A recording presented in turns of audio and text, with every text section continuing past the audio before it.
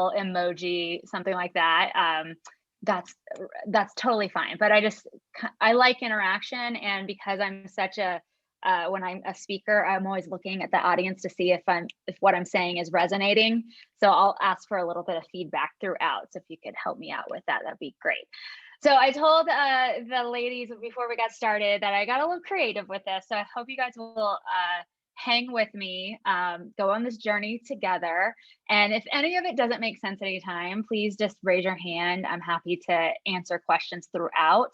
But of course, we will absolutely have time for questions at the end as well. I'm not sure how long this will take. It really just depends on how much back and forth we have, but I'll probably talk for about 30 minutes and then hopefully have a larger dialogue with you the rest of the time. All right, so I'm gonna go ahead and share my screen. That's not what I wanna do. Here we go.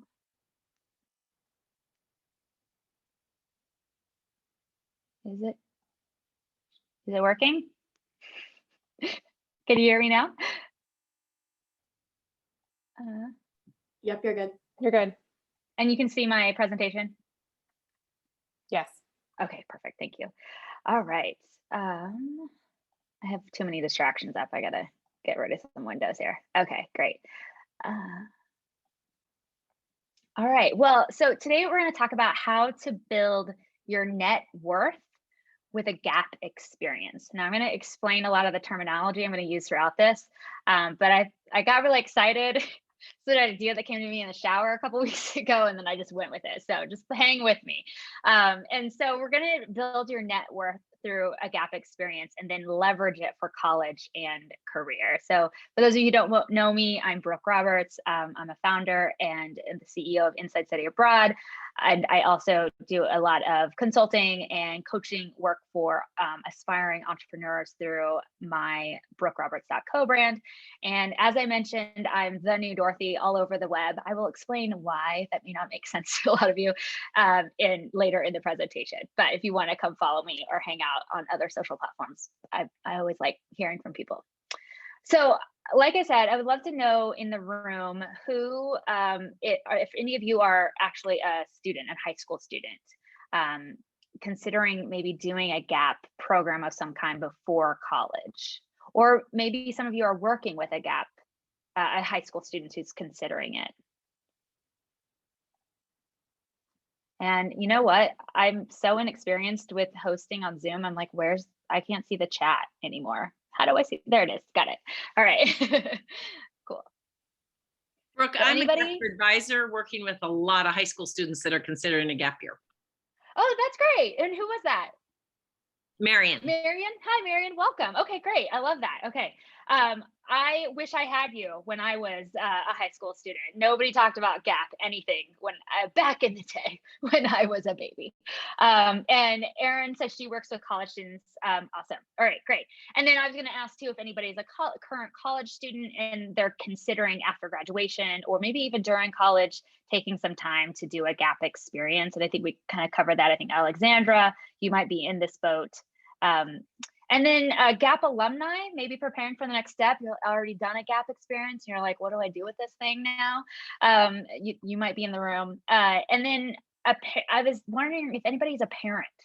It's okay if you're a parent. I love talking to parents. And maybe you're trying to determine if a gap experience is the right path for your student, whether they're in high school or college. Any parents? Even if you're a parent and you're already like a pro on gap year.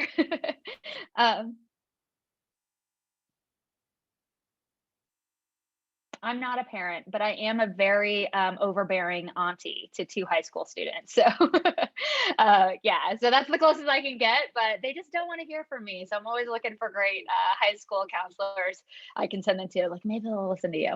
All right, so as I said, my name is Brooke Roberts. I'm a travel industry executive and entrepreneur.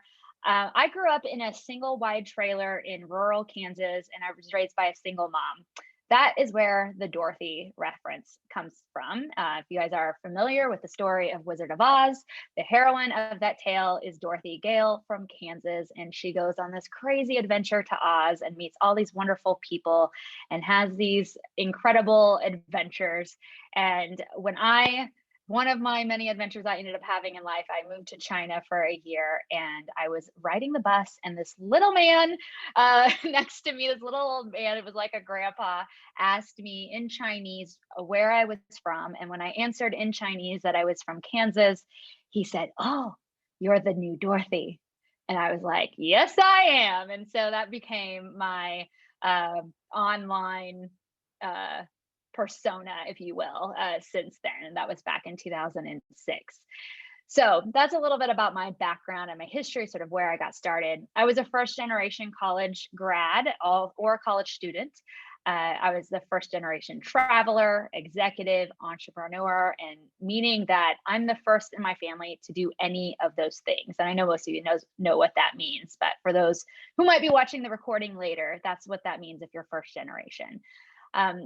Since going to college and grad school, I have about 20 years of experience working in global learning and travel programs. And I've launched 4 different companies, from e-commerce websites to tech startups to online education companies to group travel programs. And so I've done a lot of different things. I've been hired a lot, growing my own career, trying to navigate the professional landscape, but I've also done a lot of hiring and understanding what the market needs and what organizations and businesses are needing, especially in the modern economy. And so everything I'm going to talk about today are things that I think are super relevant and valuable in today's world, in the 2021 and beyond situation, because a lot of things have changed since I graduated from high school, since I graduated from grad school, since the pandemic, I don't know, hit the world just about a year ago. So we're going to talk about what the modern economy, the modern world needs when it comes to graduates and college experiences and things like that. All right, so beyond that, I'm also a global digital nomad, or at least I used to be before 2020. And so I've been able to work and live all over the world while running my own companies. But here's my truth, and a truth that I am very open and honest with people about because I am very passionate about this issue. I graduated with $104,000 in student loan debt. Now, I also studied abroad 3 times in college, but that's actually not how I amassed that debt. I actually studied abroad for free because of scholarships and things I learned how to get later. But I ended up attending a very pricey private university. I was a first generation college student, as I mentioned, and I didn't understand the rules of financial aid or really how to game the college system, because it is a system, it is a game that is meant to be played. And if you don't know the rules and you don't know the players, it's really hard to navigate it and come out, quote, on top, at least financially. So my mission, since I made a lot of mistakes based on lack of information, lack of knowledge, lack of confidence in even advocating for myself, I'm on a mission to help ambitious students leverage educational experiences so that they can maximize the ROI. I'm going to talk about what that means in a minute. So the past 5 years, I've been speaking around the country, talking to high school students, college students, grad programs, all about how they can be rock stars in that experience in order to maximize the ROI of their time, their money, and their energy spent there. So if we're going to be talking about a lot of these concepts, which I am going to define in a minute and sort of help you maybe reprogram your mind on how you think about some of these financial terms. If we're going to talk about resources, net worth, investing, capital, ROI, we have to talk about that big elephant in the room, which is student loan debt. So while I graduated with $104,000 in student loan debt, I was definitely an outlier on the higher end. But the average graduate from college graduates with about $57,000 in debt. It'll take about 10 if they don't do any forbearance or they don't delay payments or any of those things. If they just keep paying the minimum payment, it'll likely take anywhere from 10 to 15 years to pay off that debt, including interest. That is crazy to me. Does anybody else think this is crazy? Yeah, am I getting some nods? Thank you. This is crazy. This is ridiculous.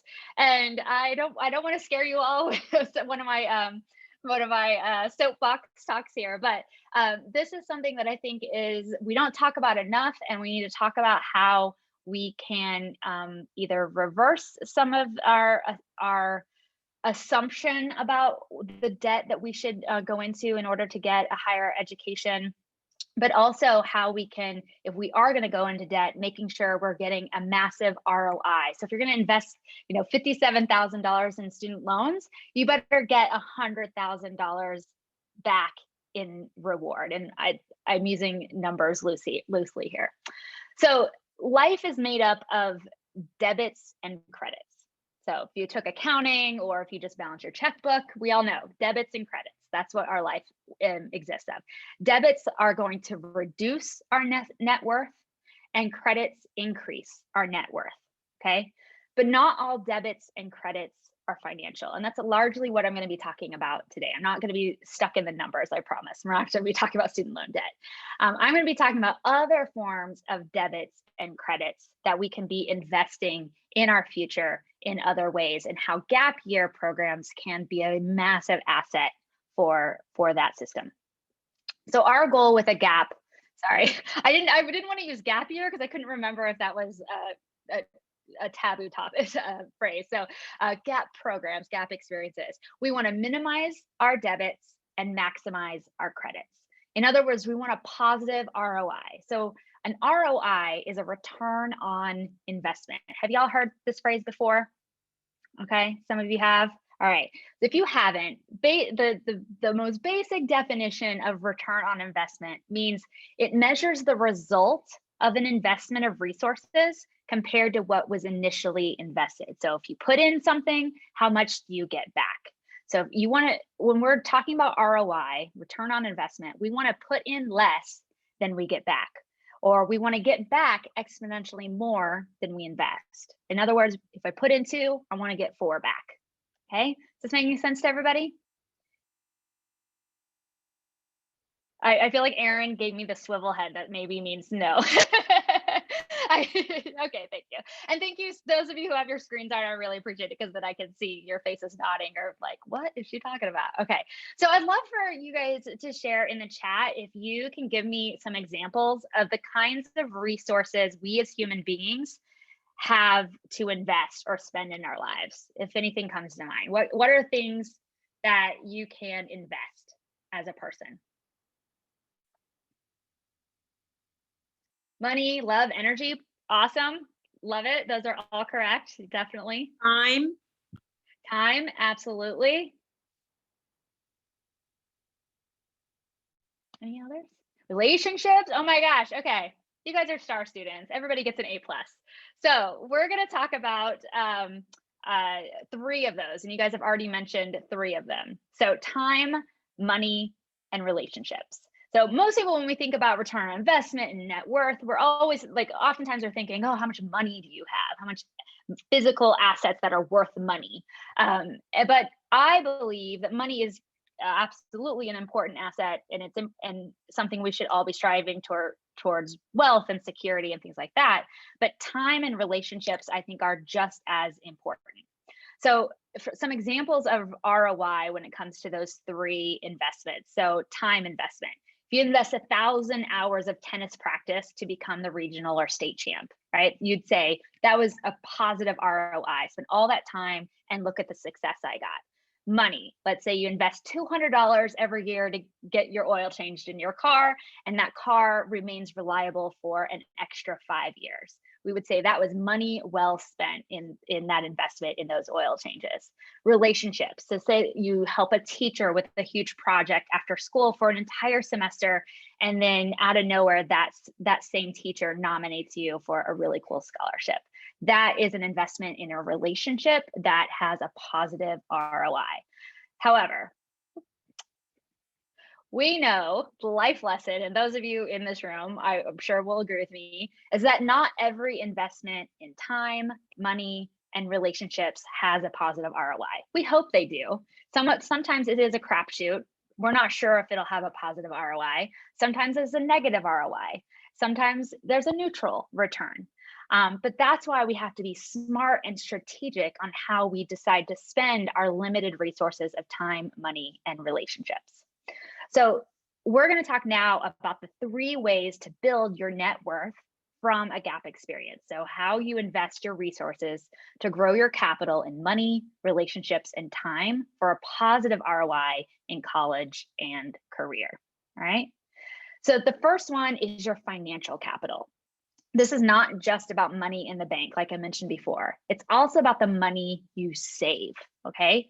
So I have a long list of rationale and points of view about financial capital, but if you have any points of view that you'd love to share when it comes to money and finances as it relates to gap year and college and career, please share them in the chat or just say something. That's totally fine too. But college can be expensive. I don't know if I have to tell that to everyone here, but it can be a massive investment. And often in our society, we position it as an investment. But I would argue that not all college experiences are an investment. Sometimes they're just pure debt and pure debit. Investment means you're going to get something back. I don't think that's a guarantee. I don't think that just because you go to college, you're going to get a positive ROI.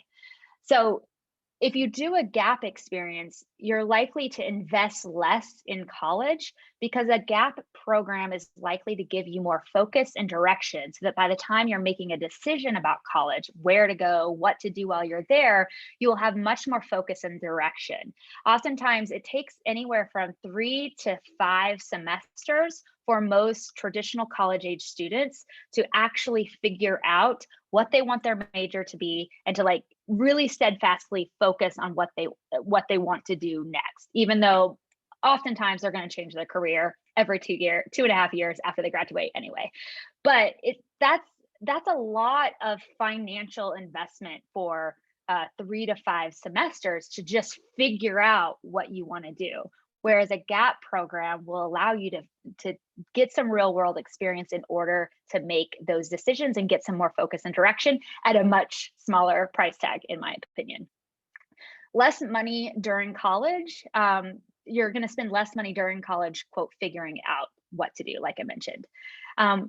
You can also oftentimes gain additional college credit for the fraction of the price. So oftentimes we think, high school students, we have this assumption in society that they're going to take all these AP classes or even college level classes at a local community college so they can, quote, get ahead. But oftentimes we don't think about how we spend other types of experiences to also get ahead, either for college or for our career.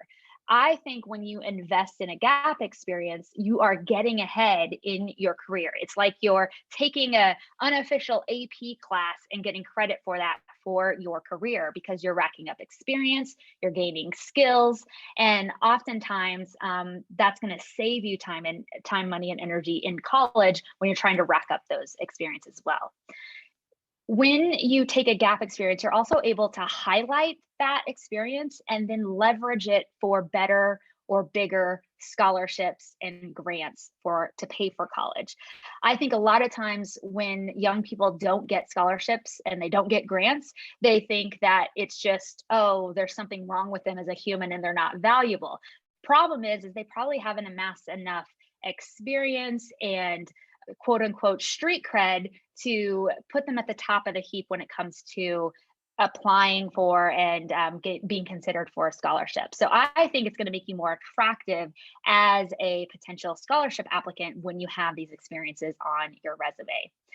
And beyond this, and I know that Alexandra mentioned that she's doing a work experience during her gap year, but I think it's amazing that we don't talk about this more when it comes to young people in college, et cetera. But when you actually go do a job where they pay you actual money, 2 things might happen for you when it comes to college and then later on post-college, is that you might build savings, actually have money when you graduate, and maybe even avoid a massive amount of college loan debt because you're actually earning money instead of just debiting money out of your pocket.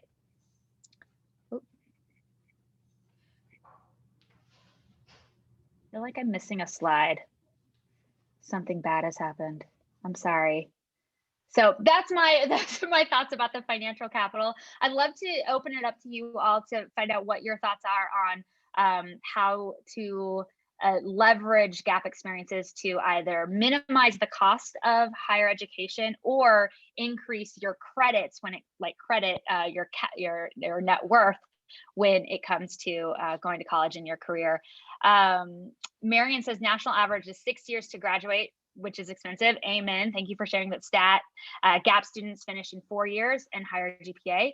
Also true for study abroad programs as well. So I feel like that experiential learning piece is a key here, is that when you study abroad, or maybe when you do a gap program, you're more likely to have that direction. You know why you're going to have direction? Because you're going to have experiences teaching you what you like, what you don't like, and what you're good at and what you're not good at, which gives you a lot of focus. If you think you could be good and excellent at everything just because you have no experience with it, that'll put you in analysis paralysis, and it'll prevent you from making choices moving forward. Once you actually have some experiences and you realize, oh, wow, I really dislike this type of work, or I really dislike this industry or field, then it helps you make some decisions by process of elimination oftentimes.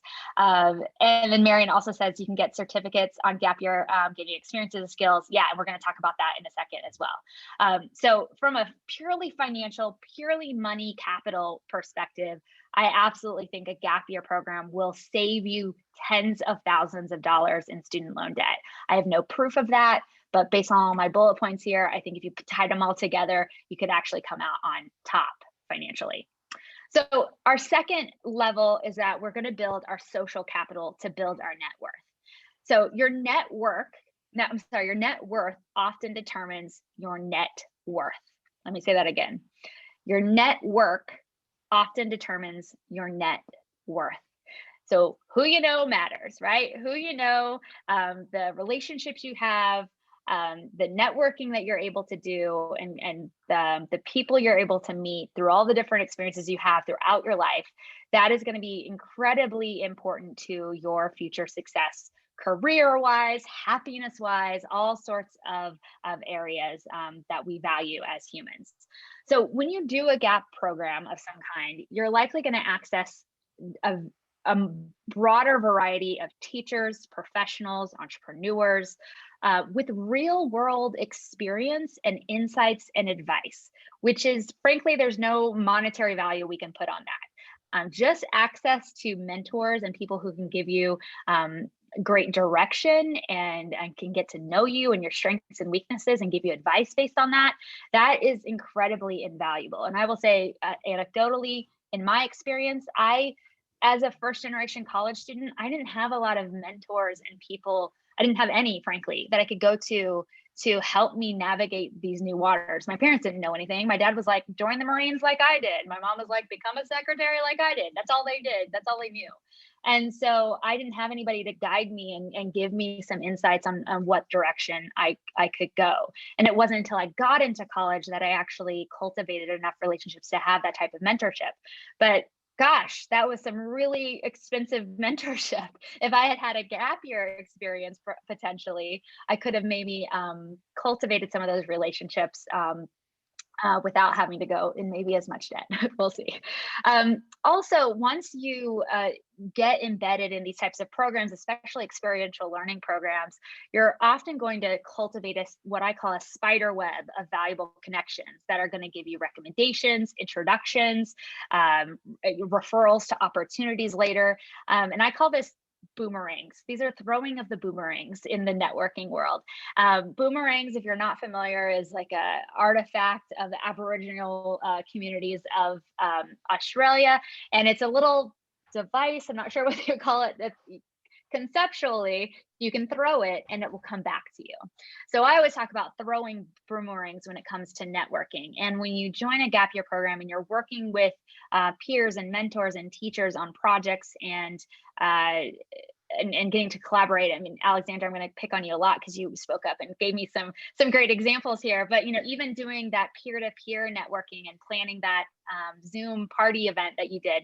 That is incredible investment in your social capital, because now you have a network of peers and likely teachers and mentors from all over the world who you will be able to tap into again and again and again. It's going to pay you back over and over again. That is the quintessential goal and example of a positive ROI, a positive return on investment. And like I mentioned, having that diversity of backgrounds, geographies, interests isn't just about, your net worth, but it's also just you being a well-rounded human being and being open and aware of different perspectives and life experiences. That's going to make you a more valuable asset to any company you want to apply to later, and probably just make you a nicer human being all over. So, like I mentioned, who you know really matters in, quote, the real world. I hate the phrase the real world, because whatever stage of life we're in, our life is real to us, whether you're in high school or grade school or college or the senior citizens home. That is real life. That is your real life and your existence. But outside of the educational confines of, quote, the real world, who you know really does matter. And so what I want you to think about going into a gap experience or thinking about a past gap experience is how to become a master connector. So not only thinking about how you can benefit from all these advisors and mentors and peers and teachers that you've had an opportunity to interact with, but also how you can be that social capital for other people, how you can connect people with opportunities, experiences, information, connections that they wouldn't otherwise have access to if they didn't know you. And that also is massively, exponentially investing in your social capital. There's one thing to ask other people to help you and utilize your social network to grow your career or gain resources, etc. But that is like one drop in the bucket. If you start connecting other people to opportunities, knowledge, experiences, etc., that will give you 50 drops in that same bucket. So think about not only how you can leverage your network for your own benefit, but how you can leverage your network for other people's benefit as well. And I promise you, that is a boomerang that will come back every single time. So strong relationships will always produce a positive ROI. Always. If you spend time getting to know people, really investing in who they are, what their values are, what their mission is, what they're trying to get, what their goals are, and do anything within your scope of influence and experience that you can do for them to help them. And sometimes that might be like sharing somebody's thing on social media. I mean, that's all, that's the capital that you have to spend on that in that moment. And later in life, you might be a millionaire and be able to invest in a small startup company. And that's how you're able to give back. But regardless, those relationships you cultivate will probably be the most important asset that you have for the rest of your life, unless we're talking about time capital. Because time, as much as I love relationships, and I'm a huge advocate for relationships as a cornerstone of our net worth as professionals, your time capital is the one thing that we cannot replenish, right? So you could burn every bridge with every human being you've ever met, but even then you can probably start from zero and spend the next 10 years cultivating a whole new network and whole new social capital. But time is the one thing, unless somebody in this room is a scientist of some kind, and you found the fountain of youth and you're going to share it with all of us, this is the one thing none of us are getting back. Would you all agree? I see some nods. Yeah. So this is the most limited and valuable resource that we have on the planet. So when you invest your time gaining practical and marketable skills for college and career, that's what I think your focus should be with a GAP program. So I think the experiences that you get and the people that you meet are absolutely important. But at the same time, I want you to walk away with some deliverables. This is what I call deliverables. These are the things that you can point to and say, I know how to do the thing. I can take action on that. These are hard skills. things like tech, marketing, medical related skill sets, administrative, vocational, even like, do you know how to weld now because you did something cool during your gap year? Those are all hard skills. And I'm not saying soft skills are not valuable. Communication, interpersonal skills, they're absolutely incredibly important. But those are the types of skills that I think are even more easily amassed during a college experience. But getting real hard technical skills, hard skills, I think it's harder to get and frankly more expensive to get during college. The other thing to think about when it comes to skill set and skill and upskilling in the modern economy is that things move and evolve really fast. I don't know if you guys have ever heard of something called Moore's Law. It was back in the 60s, and it relates to like circuitry and things. MIT people were talking about it. But the concept was like this theory that this professor developed was this idea that technology would double every single year. I'm dumbing that down dramatically, but the idea is that our technology would get 2 times as fast every single year.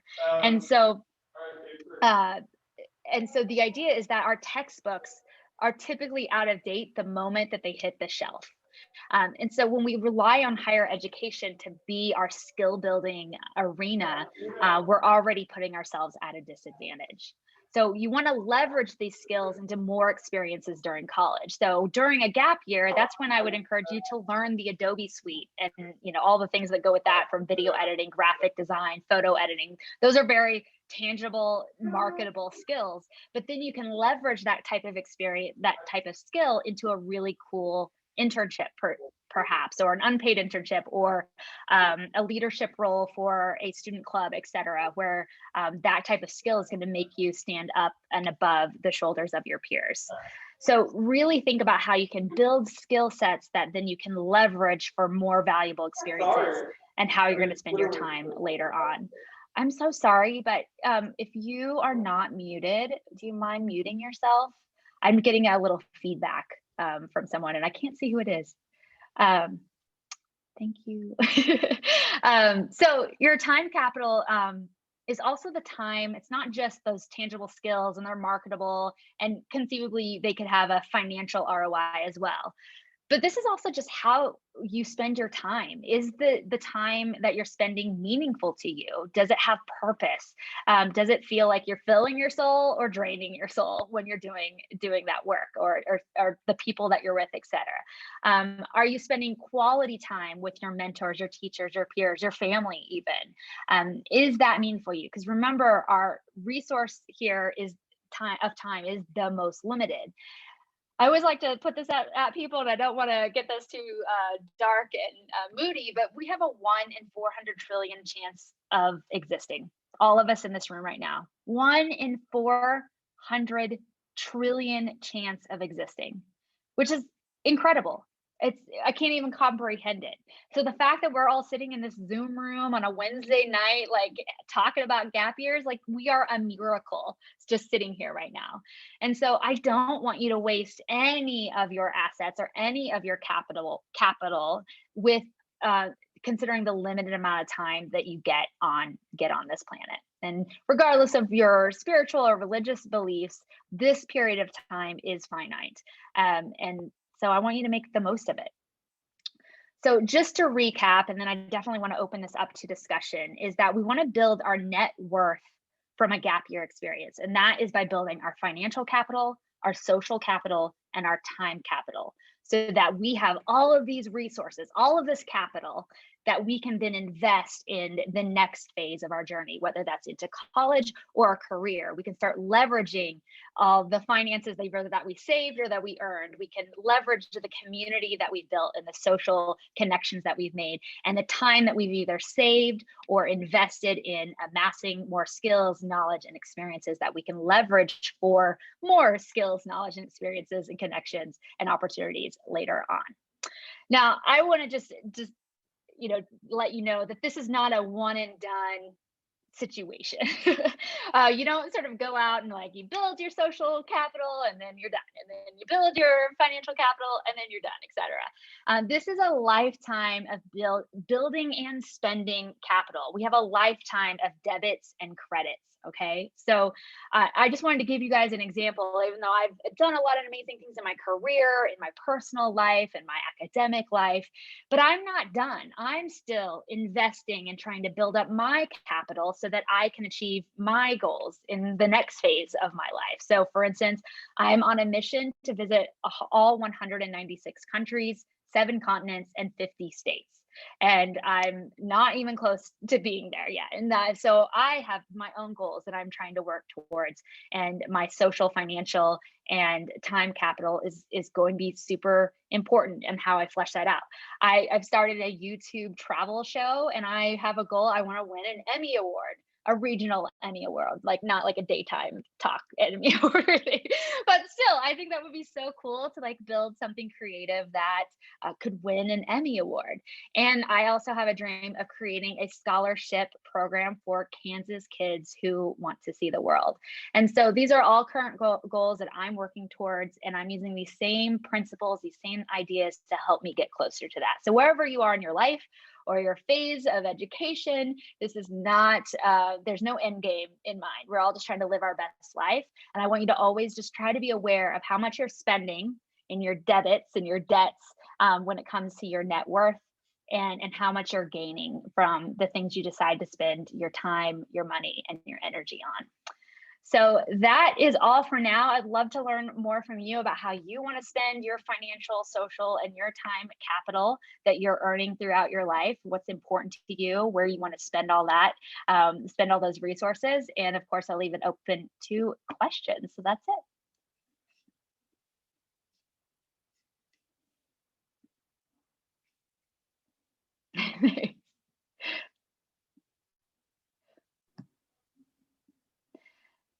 Did I bore you? I have a question. Yeah. What do you think, like, yes, there's all these different types of capital. How, like, when you look at, because I work with college students, like in the career development space. And so sometimes it occurs to me that, those experiences can be a little bit hard to describe on a resume sometimes if you've got this, like, especially if you take one like during college, or if you're one of those young adults who takes a gap year and then wants to go back to work or something like that. So, I mean, regardless of when you take gap time, do you have any advice for people who are then trying to translate that into explaining it to other people? Like, what's best to... Yeah. So that's why I talked about time capital at the end. And so just to take that outside of my analogy in the investment world. So your knowledge, skills, and experiences are the 3 most important things when it comes to applying for a job. Applying for a job, like in that very limited container. Your networking and the references and recommendations and referrals you might be able to get, that's absolutely important. But when it comes to actually giving somebody a resume and cover letter and what they're looking at as a hiring committee, your knowledge, skills, and experiences and how you display that and how you communicate that on your resume and cover letter, that's what's going to get you in the door for the interview. And then your interview lands you the job, hopefully. So truly that time capital, like, and the way I always phrase it to people is always imagining anything you're considering doing, whether it's joining a college club or taking on an internship or, taking a pay cut, but to get a job, in a more interesting location. There's all sorts of considerations we're making throughout our careers. I always tell people to reverse engineer it. So after the end of that experience, what do you want to be able to say to impress a faculty member you really love, or mom and dad, or that nosy uncle at Thanksgiving, the person you're like, yeah, well, I did this. How do you want to be able to reverse engineer that experience so that people go, wow, look at you, what did you do? And so from there, then you can analyze whether that opportunity is actually going to bolster your resume, in terms of your knowledge, skills, and experience, or if it's going to just kind of be the same old, or if it might even detract from whatever your goals might be. And so I'm always like, I'm all about deliverables. So every time I'm coaching our students, for instance, in the Global Pro Institute, and they do an internship component as part of it, every time we're placing them in an internship and we're working with the internship supervisors, before we'll even let them anywhere near our interns, we're like, what are their deliverables? Are they going to produce a report, a product? Are they going to interact with X number of people? Are they, I don't know, whatever kind of tangible deliverable, tangible is loosely termed, obviously everything's digital now, but what kind of thing can we point to say, look what I accomplished? And so that's what you need to focus on a resume and cover letter, is the accomplishment and the deliverable. And those are typically come from building knowledge, skill, and experience. Brooke, I have a question. Hi. Oftentimes, GAP students really expand their interpersonal and intrapersonal skills, which can be soft skills. Mm-hmm. How do you translate those effectively in a resume or a CV? You can certainly talk about them in an interview, but someone who might have gained, interpersonal skills or independence, or what I'm talking about, the intangibles, because you talk a lot about the skill set that are easy to describe and show on a resume, but what about the intangibles? Yeah, absolutely. So so many thoughts rolling through my head. The first thing to think about with a resume, like an application resume container, if you're putting your experience in that arena, I always tell people that your resume has to do two things. You have to prove it, and you have to answer the question, so what? And so regardless of whether it's I have great interpersonal skills now, or I know how to edit video in Adobe Premiere Pro, right? Very different skill sets, might equally be valuable in the role that they're applying for. But in both cases, they have to be able to prove to the hiring manager why that matters, so what, and proving it that they can actually do it. So instead of saying, I have great interpersonal skills, I always tell people, like, you have to have a story or an example to show a demonstration of that skill. So whether it was, think about like classic behavioral interview questions, or the STAR method, right? I'm sure you all have heard some of these classic career development strategies. And so same type of thing. If you're going to say I have great communication skills, well, did you do a presentation? Did you take a course that's like a knowledge building or a skill building? Did you teach others and have to communicate something in a clear and effective manner? These are all ways that you prove that you have great communication skills. So that's one of my biggest pet peeves. I hate it when I get a resume and there's like the skills section and they took all this time to tell me all their skills. And I'm like, well, you haven't proved any of it yet. So you better be able to sing for your supper is what I call that. So prove that you actually have the skill and experience, and talk about why something earned its spot on your resume. The second thing is the so what. So what? You have interpersonal skills. Great. Like, how does that help my accounting firm? How does that help my real estate office? How does that help my online company? And I don't mean to say that flippantly, but most hiring managers, they're not thinking about the applicant. Truly they are, but they're thinking about how the applicant is going to make their life better, easier, faster, more efficient, etc. How they're going to make them more money, how they're going to help them grow. I always say reach, revenue, and impact. Those are the three core motivators of all organizations. They want to reach more people, they want to impact more people, and they want to grow their bottom line, whether they're for profit or not. And so if you can demonstrate that you can impact one of those three elements through your interpersonal skills, fantastic, but you have to be able to prove it. Does that help? Thank you. Erin says, also finding ways to capture recommendations from others who can attest to seeing you grow. Absolutely. I think recommendations and references and that social proof from other people is hugely important. But I would say that is sort of the next layer of filtering. So when you're the true job application cycle typically is they're going to look at your resume and cover letter for like 10 seconds and decide no pile, yes pile for an interview. And then once you're in that yes pile, they might then start what I call the deep creep, and start Googling you and looking you up on LinkedIn and seeing what people say about you there, etc. That might be obviously after they talk to you, they might then actually call the references that you might list or that they requested, or they might ask, if they have a common connection on LinkedIn. I've had so many people reach out to me asking me, oh, you're connected to so-and-so on LinkedIn. What do you think about them? So that's often sometimes those informal, are they scary? Should I talk to them? Kind of conversations that are happening on the back end. Good point, Erin. Hi, I have a question as well. So first of all, thank you so much for coming with this really great presentation about gap years. It was very helpful. And I was wondering, I feel like throughout my gap year, I've already met so many people. And like you mentioned, there's only so much time. So how do you recommend going about staying connected with a large group?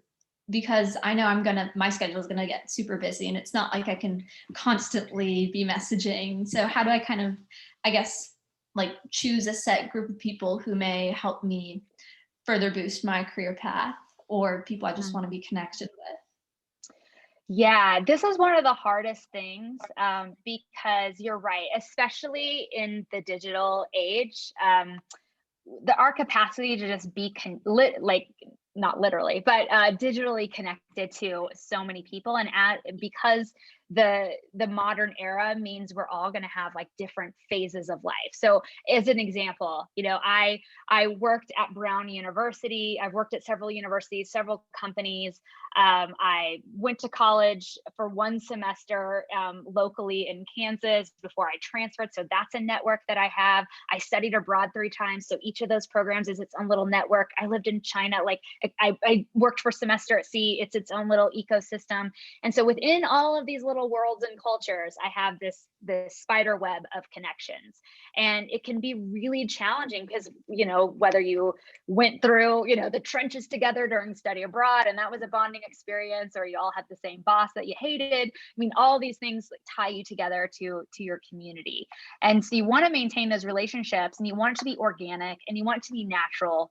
But when we're talking in those numbers, and when you start amassing more of these communities and experiences for yourself, it gets really hard to just have like natural interactions. It's not like we're all running into each other at the grocery store, back like my grandparents in the 1940s and 50s, right? Where you're just going to see everybody at the pharmacy, and so you can catch up and see what was going on in their lives and whose cows are alive or not, right? Like that was their life. Now, in order to know what's going on in people's lives and really stay up, and if you don't want to rely on a social media algorithm to inform you of what's going on in their lives, because I don't want to get too down the weeds on that, but that's really what's happening, then you will miss a lot of things. So all that being said is that as a result, you do have to do something that doesn't maybe feel quite as organic, but is very intentional about cultivating relationships. Because if you rely on it happening naturally and like running into each other in Tokyo and be like, oh my God, I missed you. It's like, if you're relying on the serendipity of the world to keep all these connections alive, then it's likely not going to happen. So I recommend to my students inside my Global Pro Institute, I teach a lot of different strategies, but from a bare minimum, I tell people like, literally just start a simple spreadsheet, and especially in a career stage where they're hustling, they're applying for jobs, and they're really like doubling down on all of these career growth strategies, especially with networking. They'll take stock of the people they want to be connected with, the people they want to reconnect with, the people they want to ask for connections from. I mean, all these different kind of categories of people and connections that they had. And then I tell them to basically just put it in a schedule, and so you want to reach out to somebody the first time you meet them, and then 2 weeks later, and then maybe a month later, and then maybe 6 months later, and then put that on repeat. And so you can cultivate that relationship. And I know that sounds very like a little like techie and gross and like a machine, but frankly, that's how you have to do it if you want to be able to stay in someone's orbit or keep them in yours, really, and stay connected with them. And so, I mean, it's weird, but like one of my best friends in international education is a guy who's very famous and well known, and I feel very fancy calling him a good friend, but he is. We kind of came up together. But it's Andrew Gordon, the founder of Diversity Abroad, and he and I, we just like to drink a lot of old fashions and vent to each other about the state of the world and higher education. And we have all these companies we want to start together later in life. And he's just a really good friend. And every time we see each other, we're like, why do we wait so long?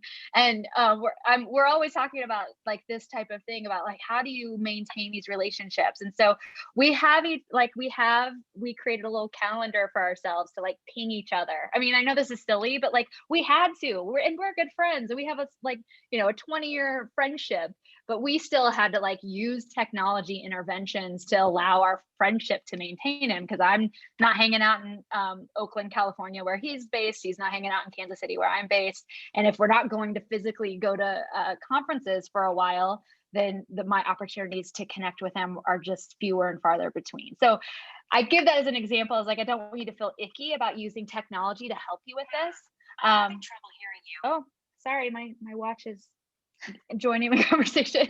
But I definitely encourage you to use it. If you want to get super fancy with it, and a tool that I have used throughout my career I shouldn't say throughout because it's a newer-ish technology, but for the past 5 years, is a CRM, which is a customer relationship management tool or client relationship management tool.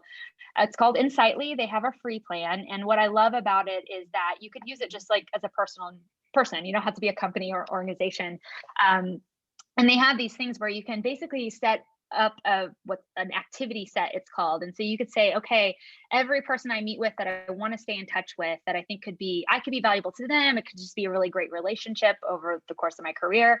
You can set it so that after you meet them, you apply this activity set, and it'll ping you and it'll remind you. Send them a quick email saying thanks for the meeting or whatever. And then 2 weeks later, it'll be like, send Brooke a message on LinkedIn that, whatever. And then 2 months later, do something else, like go like something she did on Instagram. You can do all sorts of activities, right, to like stay connected. It doesn't always have to be like an email or a dinner together. And set up something like that so you get technology to help you maintain the relationship. And I know I don't want to scare everybody away or make anybody feel gross with those examples, but I think I've belabored this point too long.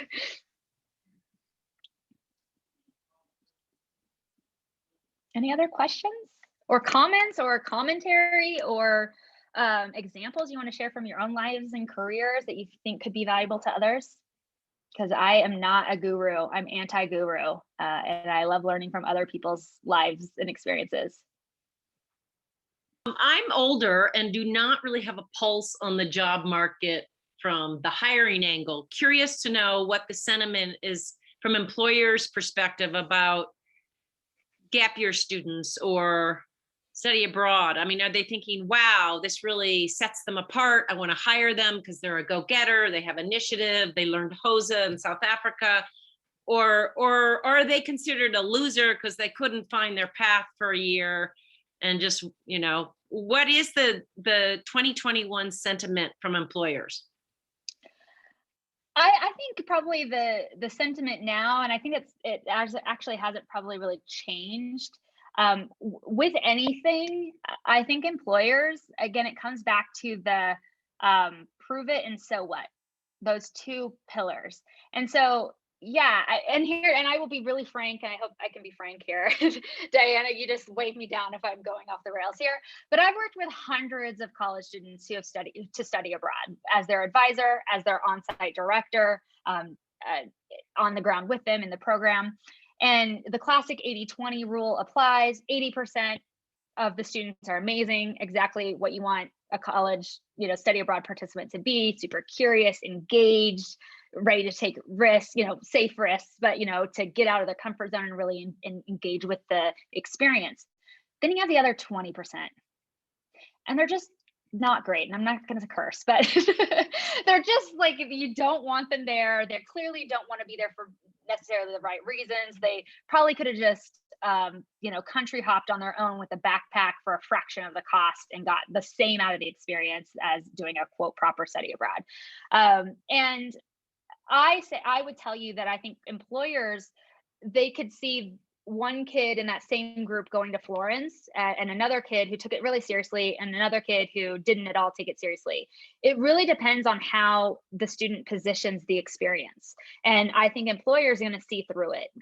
In my experience, like I've said a lot of like business flight, business travel flights next to like guys who are like my dad's age being like, what are you doing here, little woman, and I would like tell them what I do. And, they work in like steel manufacturing or something. I talk about study abroad and they're like, oh, isn't that just like spring break, but for longer? And they have all these assumptions about what study abroad is. And, when I tell them what it could be for students who actually engage with it, they're like, wow, that could be really valuable. So again, I think it's really about the positioning and how they frame it and they talk about it and how they show how that experience is going to make them valuable in the role that they're applying for. Oftentimes we want these experiences to just stand on their own out in the wind and just be like, I did a gap year, so I'm awesome. Or I did a study abroad, so therefore I'm worthy of the role I'm applying for. Often you may not be. You need to prove that learning the language and the challenges and tribulations and the things you learn from that experience and learning from the other culture and the socioeconomic impact of people speaking that language in that country and the disparity and how you really, all these things that could churn up from having that specific experience, and then answering, so what? And so what? Why is this relevant to this, junior marketing role I'm applying for? Is because I know how to cross cultures. I can cross cultures physically in going to different countries, but I can also cross cultures digitally because Twitter is a completely different culture than TikTok, and they have different languages and different expectations on behavior, interaction, and what we're going to do there. And so I know by learning Laotian and interacting with the people and how to navigate that world when I didn't understand it, and now I can apply those same skills in learning this new language in the TikTok sphere. I am on TikTok. I have one TikTok. So I only brought that up because it's like new to me and I'm like, what is going on here? So again, I don't think that there's like a new wave of like, well, now we don't value gap year or now we do value gap year. I think just like the beginning of time, people want to know why their experience is valuable. I've done a lot of coaching, like volunteer coaching, career coaching with veterans, for instance. And a lot of times they'll be like, I can, load a gun in 2 seconds, or whatever their skill set was on the ground. They're like, how am I going to I really want to be in sales. Like how is that going to be valuable to the type of role I'm doing? And so I'll really work through with them to figure out, okay, what are the skills and experiences that you had? And then how do we translate to a situation that the employer will understand, right? You got to speak their language. They're like, okay, you're going to be a social media manager. You got to put it in a social media context of like why your ability to keep your cool under pressure is going to be valuable in managing Twitter comments or something. So whatever that is, I think it's just, again, in my opinion, it's all about singing for your supper. And I don't think it matters that is my opinion. Again, I don't represent all employers ever. And I'd love to know, for those of you who are working with employers, maybe in career centers, if you've heard something different or have a different take on it. Or Elizabeth, Diana, Vanessa, I know that you've been, in the gap world, if you have different data and stats on their perception of these experiences. I mean, I would largely agree with a lot of what you said, Brooke. It's just about proving that experience and being able to communicate kind of the authentic nature of what you've done, what you've learned from it, and how you can bring that to an organization, to a job that you really want to make an impact there, right? Because they, like you said, they're bringing you on to make an impact, to produce results. So you want to be able to prove that, and prove that your authentic experience will help you kind of build that for them. Yeah, exactly. Yeah, and I think with anything, I mean, especially with gap years becoming more popular, with anything that gets more popular, sometimes it gets a little bit diluted. It's not as So there's a positive to it getting more popular, which is people understand what it is. There's a negative, which means some of those experiences might get diluted and everybody's getting in the space and everyone's taking a gap year. And so it might not be that much of a shock factor on a resume anymore. That's a student. Like when I took a gap year 20 plus years ago, you know, people looked at me like, what were you doing? What is that? What do you mean you took a semester off? But now that's become more common. And I think employers might say, okay, well, tell me what you did on that. And you better be prepared to answer that question. You can't just say, oh, I went and studied in Italy. That's not a good enough question anymore, because going to study in Italy could mean going out partying every single night and not really doing any studying, or it could be having like a major art residency and having come out with an incredible art portfolio. You know, so that does, just saying a country's name, doesn't necessarily mean that's the experience. Or saying I backpacked, well, what else did you do? Or I had an internship. What was that internship in, and how do you translate that? So I think, Brooke, you did a great job of distilling that down. But there is that question of, this is becoming more popular. So there are a lot of students who aren't doing much with their gap years. And then there are a lot of students who are doing incredible things with their gap years. Again, the 80-20 rule. Yeah. Yeah. I would say, just personally, as an employer who's been hiring recently, for me, like, two things are honestly the most important at this stage is some level of like investment. I always hesitate using the word passion, because I think it gets kind of thrown around a little too willy-nilly, but some level of commitment, dedication, investment, passion, if you will, in the mission or the larger industry or field that we're functioning in. And then also just the skill, the deliverable. Because frankly, like some of the other things, like if I have an intern working for me right now, and she's just ready to going into college, and she basically, like, her life goal, like career goal, everything goal is like, I need to live in Sweden. Like that's it. That's all she knows what she wants to do with her life. Like, what am I going to do there? All the things, but anything that's going to get her closer to Sweden. And she's doing social media for us now, but I just find it interesting, because I'm like, okay, she's already came with like a level of skill and like even self-taught knowledge of the mechanics of just being a social media manager, for instance, and content marketing. And of course, I'm training her on a lot of this, but she came with like a baseline level of knowledge. The interpersonal skills, the time management, the communication, I'm on board. I will train and coach and mentor in those arenas and give really great feedback on how she can improve if it's necessary. She just started, but if that it comes up as something. But in terms of like the skill set, the actual mechanics of the work, coming with a level of knowledge and ability to implement out of the gate is incredibly time saving. I personally think it's actually easier to train and mentor on the sort of soft skills. I think they're all really important skills. So those types of skills versus more of the hard tech skills. I think that it's hard for me, in my experience recruiting and hiring, it's always been harder to find people with the actual implementation skills that we needed than it was to get the interpersonal. And so I'm like, for me, if I was and I try to do this all the time, but if I'm advising my niece who is a junior in high school, I'm like, you should do a gap year. And I'm trying to like intern for me so she can get all these like tangible skills, because I think like the skill set is for the modern economy is, to me, like the gold bar of our generation. That's the gold rush. And that's where I would be doubling down, is getting skills, technical skills. And I know that's not a popular opinion. So, well, we're 10 past the hour, so I am going to cut us off and say thank you, Brooke. And thank you for having me. Joined, and I know a few people had to drop off right at the top of the hour. So, but thanks everyone for joining. Have a great evening, afternoon, wherever you are across the country, or maybe it's really late night across the world. Yeah. Thanks. All right. Thank you everyone for being here and your comments and questions. This has been a great conversation. So thanks for having me. Thank you. Bye. Bye. Bye. Thanks, Alexander. Thanks, Brooke. Great. Yeah, good.